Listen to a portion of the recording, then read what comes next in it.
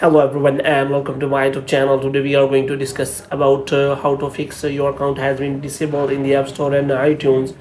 For assistant, contact iTunes support.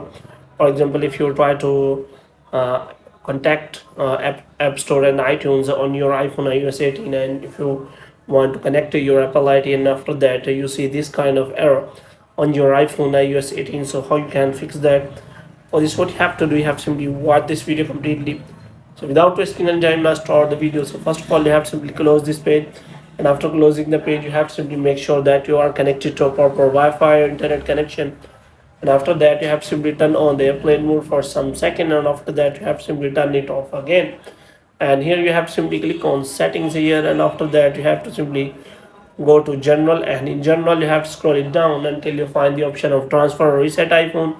So here you have to simply click on reset, and you have to reset all of your network settings, and after that you have to simply go back. Now what you have to do, you have to simply open your name or Apple ID here, and you have to simply check for any kind of payment and subscription.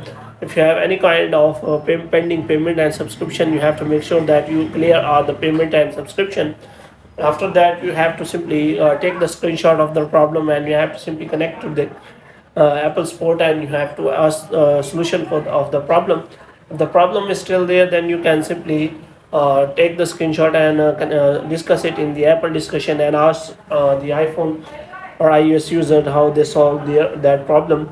If the problem is still there and you are not finding the solution, then you can simply remove that account and create a new one, because this kind of error takes time, or a lot of time, so that you can solve it, because your account has been disabled in the App Store and iTunes. So you have to simply connect to the App Store and iTunes for the help.